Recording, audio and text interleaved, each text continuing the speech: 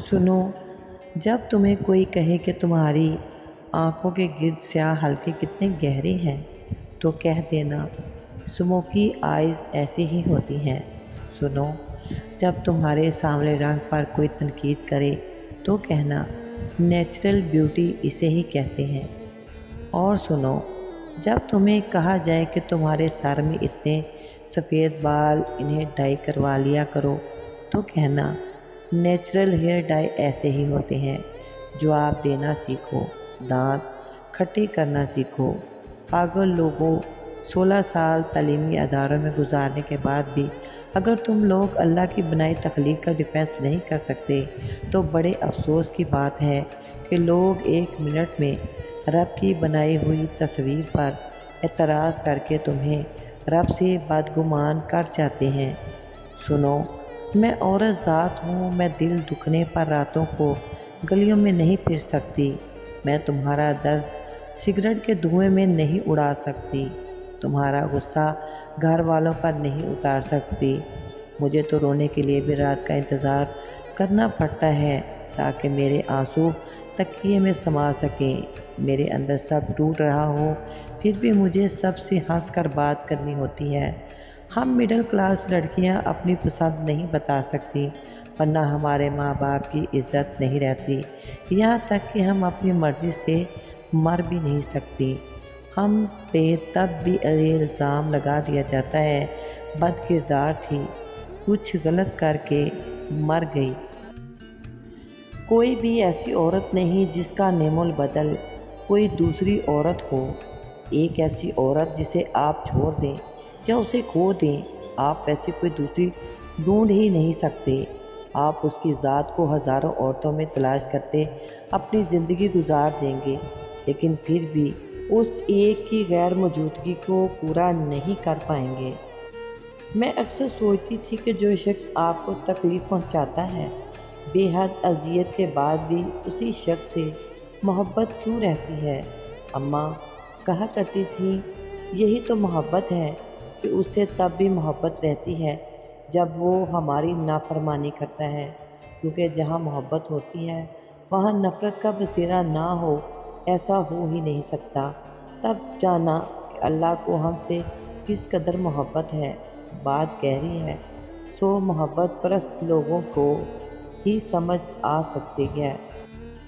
اگر کوئی مجھ سے پوچھے کہ دنیا کا مشکل ترین کام کون سا ہے تو میں کہوں گی کہ اپنی آنکھوں میں تیرنے والے آنسوؤں کو پلکوں سے نیچے نہ گرنے دینا اور انہیں واپس پیچھے دھکیل کر ہونٹوں پر نرم سی مسکراہٹ سجائے رکھنا اور کہنا کہ ہاں میں بالکل ٹھیک ہوں۔ میں جانتی ہوں میں اچھی نہیں، پر میں نے تجھے چاہنے کے بعد کبھی کسی اور کو محبت کی نظر سے نہیں دیکھا۔ اب تیری یاد سے وحشت نہیں ہوتی مجھ کو، زخم کھلتے ہیں اذیت نہیں ہوتی مجھ کو۔ اب کوئی آئے چلا جائے میں خوش رہتا ہوں، اب کسی شخص کی عادت نہیں ہوتی مجھ کو۔ ایسے بدلا ہوں تیرے شہر کا پانی پی کر، جھوٹ بولوں تو ندامت نہیں ہوتی مجھ کو۔ ہے امانت میں خیانت سو کسی کی خاطر، کوئی مرتا ہے تو حیرت نہیں ہوتی مجھ کو۔ اتنا مصروف ہوں جینے کی ہوس میں محسن، سانس لینے کی بھی فرصت نہیں ہوتی مجھ کو۔ اگر زندگی میں کبھی صرف ایک لمحہ کے لیے، صرف ایک پل کے لیے بھی حلال حرام، گناہ ثواب، محرم نامحرم ان سب سے آزاد کر دیا جائے تو میں اس لمحے، اس پل صرف اس کے گلے لگنا چاہوں گی، اتنی شدت سے کہ میری سانسیں بھی ساکن ہو جائیں۔ میں اپنے سارے دکھ اور غم اور شکایتیں آنسوؤں کی صورت میں بہا دوں جو اس کے سینے میں جذب ہو جائیں۔ جا کے سمندر کے کنارے تم اپنے ہاتھوں میں پانی ڈال لینا، جتنا تم اٹھا لو وہ تمہاری چاہت اور جو نہ اٹھا سکو وہ میری محبت۔ عورت کے بارے میں مشہور ہے کہ تم اسے خوبصورت کہو تو وہ خوبصورت ہوتی چلی جائے گی۔ تم اسے اچھی کہو اور وہ اچھی ہوتی چلی جائے گی، مگر جب تم اس میں عیب نکالتے ہو، چھوٹی غلطی کو بڑی بناتے ہو، اس کے لباس، کھانے اور روزمرہ کے کاموں میں عیب نکالتے ہو، تم اسے دن بہ دن عیب دار کرتے جاؤ گے۔ سب سے خطرناک نشہ کسی انسان کا نشہ ہے جو خریدا بھی نہیں جا سکتا اور جس کے بغیر رہا بھی نہیں جا سکتا۔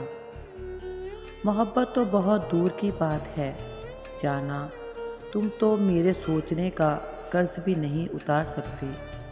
یہاں ہر کوئی مجھ پہ جان مارنے کو بیٹھا ہے، اور تم وہ ہو جس کی ہتھیلی پہ میں نے اپنی جان رکھی اور تم نے لاپرواہی میں ہتھیلی کھلی چھوڑ دی۔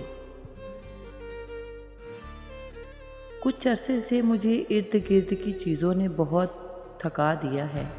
یہ بھی نہیں کہ میں مایوس ہو گئی ہوں یا نا امید، یہ بھی نہیں کہ میرے پاس خوشیاں نہیں، جتنے کھو دیے اتنے قیمتی لوگ بھی ہیں میرے پاس۔ یہ بھی نہیں کہ میں اللہ سے دور ہو گئی ہوں، بس میرے اندر کی لڑکی تھک گئی ہے۔ میں چاہے جتنا مرضی آرام کر لوں، میری سوچوں کو آرام نہیں آتا۔ نازو انداز سے کہتے ہیں کہ جینا ہوگا، زہر دیتے ہیں تو کہتے ہیں کہ پینا ہوگا۔ جب میں پیتی ہوں تو کہتے ہیں کہ مرنا بھی نہیں، جب میں مرتی ہوں تو کہتے ہیں کہ جینا ہوگا۔